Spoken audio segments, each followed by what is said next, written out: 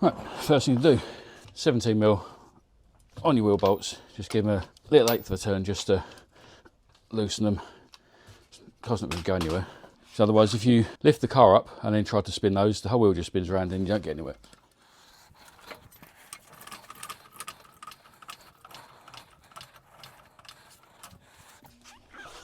Alright, we're lifted off the ground.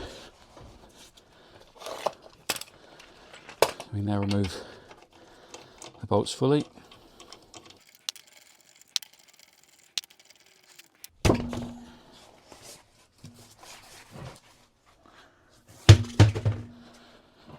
Alright, there's your standard brake disc. Now the problem with the EQ model is obviously because you've got the electric regen, you don't tend to use the brakes as often. And it doesn't take long for cars just sitting around, face just to rust up slightly. And as soon as you start pulling away without the brakes on, you can hear it grinding against the pads. It just sounds like shit. But with the new ProBite discs, they've got coating on, which stops the rust forming. So your car's not going to sound like a bag of shit every time you pull away. So now we need to remove the disc, but to remove the disc, we'll have to pop the caliper out of the way. And on the back of this, 18mm.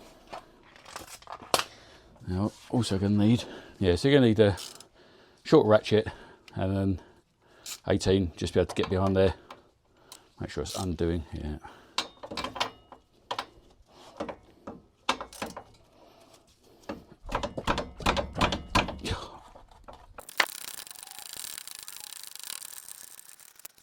Yeah, it's only a small bolt. It's actually quite a fine thread on it. It was done up really, really quite tight. So when you put it back on, make sure you do it up really, really quite tight. It just takes a long time because it's got a very narrow thread, very fine thread. You don't really have a great deal of room to swing the ratchet.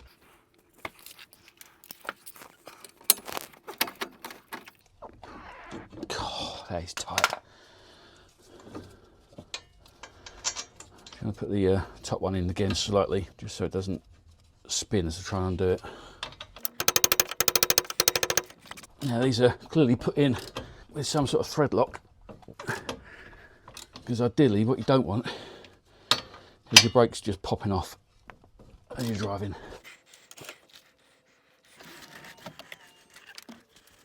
And because the 453 can steer quite a lot, I suppose you've got a bit more room for long handles. More handle means, more torque.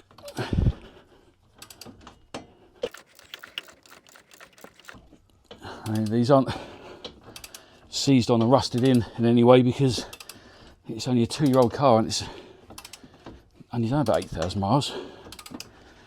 It's not been hanging around in any ditches or anything, so done up tightly with what seems to be some sort of thread locking fluid on them. Right, once they're off, the caliper will probably be binding to the disc, because where the pad sits, it sits just in slightly, so there's going to be a slight lip, so the pad's going to be actually clamped around that lip. So you need to give it a little bit of backs and forwards and it should come out. Now what you don't want to do is to hang the caliper off the brake pipes. So the best thing to do is to just make some sort of hanger. For the want of finding something reusable, which I use a zip tie instead.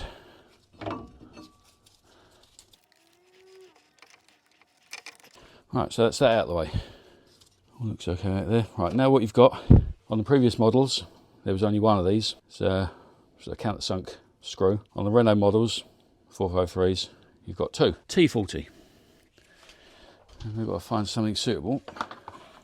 I don't seem to have a T40 that I can use on an impact gun. I've got a T40 standard Torx bit. There's a very good chance that you're not going to be able to do these by hand. Oh no, it's all right.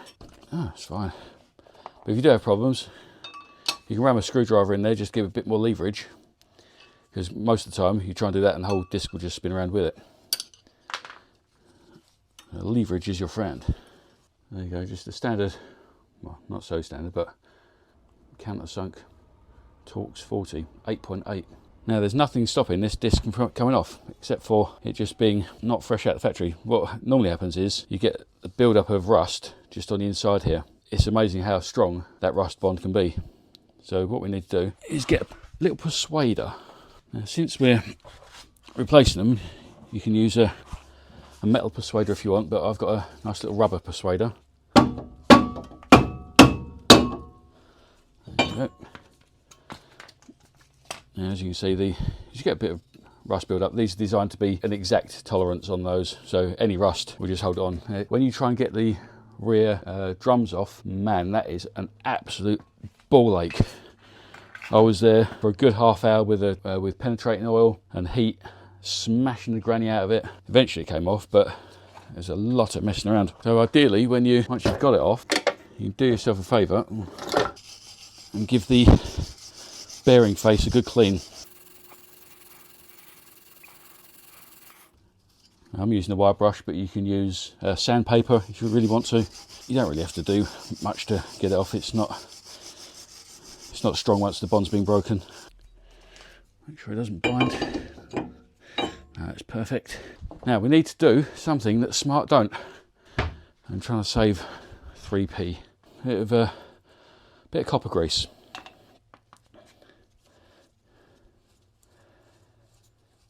Just around the inside bore. And that will stop the rust from holding the discs on, should you wish to change the discs again in the future. You've obviously got the 4 bolt holes and the 2 set screw holes. You just need to line those up.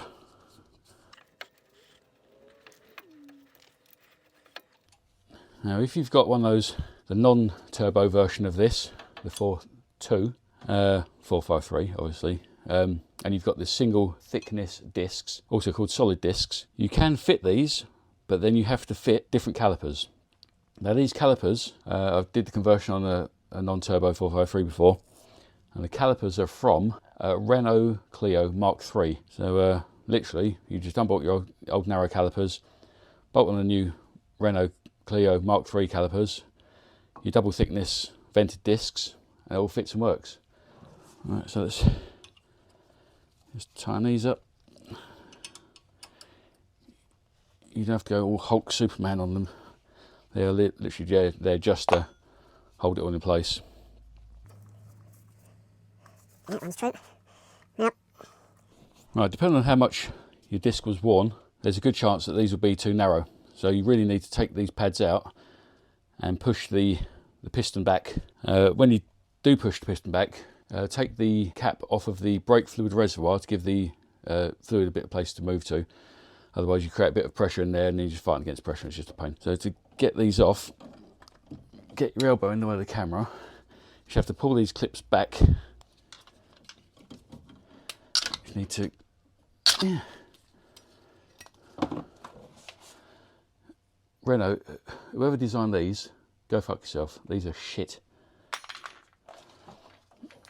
Once you've got that Jesus clip out, move that forward and take those out. Now, these are the standard pads, DC, but as you can see, they've plenty of thickness still on them. They're not damaged, as they shouldn't be really. They're fairly new.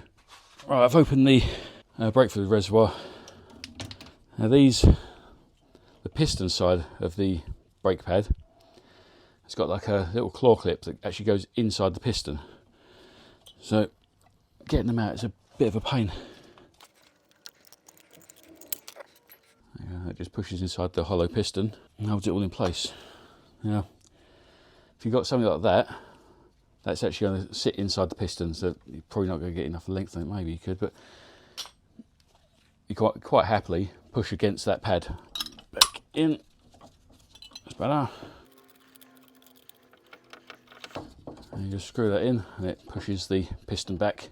Once it's pretty much in line, this may be proud of the edge of this caliper by about 1 mil with new pads. Move the temporary clamp off them over. Make sure they're all clean. Now don't put any copper grease on these. And if you're asking why, you really shouldn't be working on your car.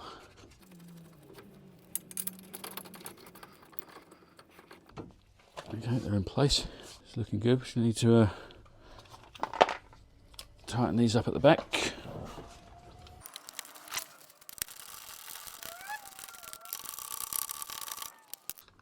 You can put a thread lock on these bolts again if you want. Generally I don't. I just make sure they're tight. Off the top of my head, I don't know what the torque is, but here it is. I'll just do them FT. That's good. These are still obviously floating because you need to pump the brakes because these are auto setting. What it does, it floats between, this part is stationary and this part floats. And these are the two parts to hold the brake pads. And the way the master cylinder is set up, when you press the brakes, they'll clamp. And as soon as you let go, it pushes a little bit back into the system, just unclamp it slightly. So currently, floppy. But once you've put that on and pump the brakes, it's all good. And again, whoever thought these were a good idea needs to be kneed in the balls. I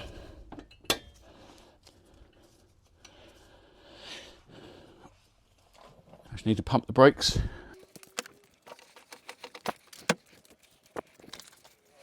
There we go, all nice and tight. The pads will float. I say float, they generally just about slightly catch, hence the noise, but there's no binding, they rotate fine. So that's that done. So what I need to do is replace the wheel. When you're putting the wheel back on, it helps if they're straight.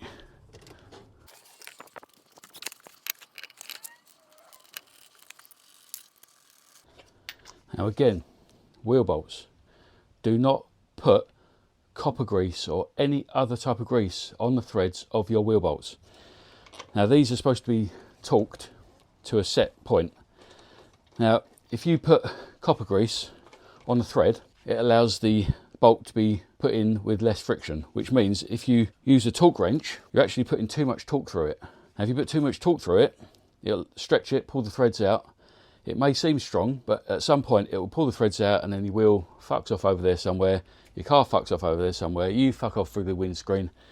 It's no fun at all. So just don't put copper grease or any other type of grease on your wheel bolts. They're not designed for it. And once you've got them in hand tight, and obviously you won't be able to tighten them up properly because the wheel will just spin like that.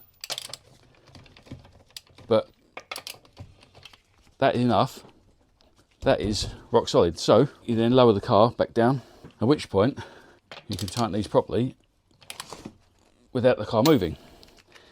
Now I've got this set to 112 Newton meters.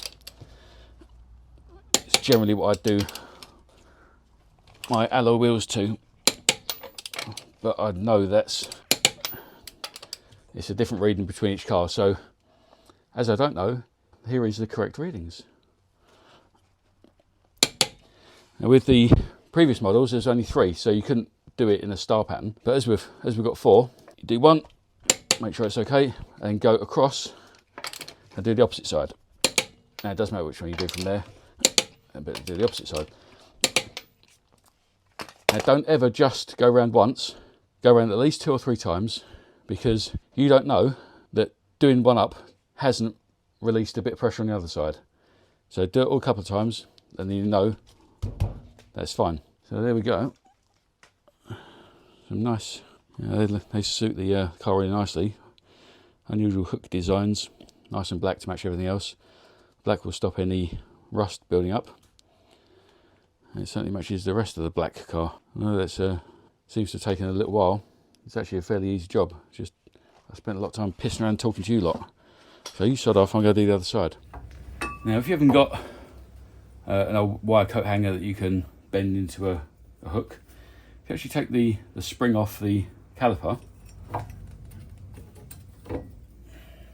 no fucking around. Now it's worth interjecting and pointing out that if you're fitting replacement discs that aren't these superior ones that we're seeing over on smartmods.co.uk, fitting any other types of discs, they won't be black. So what they'll be is like a raw metal that will rust. Now to stop them rusting during manufacture and then ascending, what they'll do, they put on a spray coating of oil or like some sort of lacquer. Now before you start braking on them, you have to clean it off. So you'll need to get a brake cleaner and give them a good clean, both sides, before you use them. But if you're using the decent ProBite discs that we'll be selling, you don't need to bother because they've already been coated to stop them rusting. You don't need to mess around, just fit them and off you go. Right, all this clip does is this bit that floats, this bit is stationary. This clip just holds this stationary bit down on there to stop the pads from moving around. And it's a bit of a ball ache to fit. The easiest way is to, if you angle it and put the bottom one in and then push it over. Now it needs to be fitted in 4 places, so you've got that one there, these 2 places and that one. So now when you've got these 3 in place, what you need to do is then force this one over. Now if you pull this centre part that way, because the problem is, if you do something nice for your car, there you go, and you paint these, as soon as you try and fit that clip, it scratches underneath there. It looks like shit. So if you do paint them, be prepared to touch up the paint underneath there. So yeah, all you have to do is just pull that in and force that down. It can be done by hand. You can get a bit caveman on it with a little rubber hammer if you really wanted to. Another thing that's worth considering is obviously where the wheel attaches to this mating face, there are sections of the alloy wheel that actually touch against the brake disc. Now it's fairly common to be able to remove all the bolts and then have to kick the shit out of the wheel to get the rust to break from that to that. Now really, you shouldn't really be getting the rust, but you'll still be getting rust on the inside here on the centre ball. So it is a good idea to also place, if you haven't already, a little bit of the copper grease on there. Again, if you're not using these decent discs, it's a good idea to actually put copper grease on this mating face as well. Keep well clear of the bolts holes. You do not want copper grease on your bolts. All this extra face here is touching your cheap brake discs, and if you notice here, even on the inside here, you're getting rust. Now it's amazing how strong rust actually is. So yeah, so if you're not using coated discs like this, you're using your standard metal discs, then it's a very good idea to place a little bit of copper grease just between the bolt holes and around the inside edge of the centre ball. So next time you don't have to kick the crap out of your tyres or your wheels to get them off.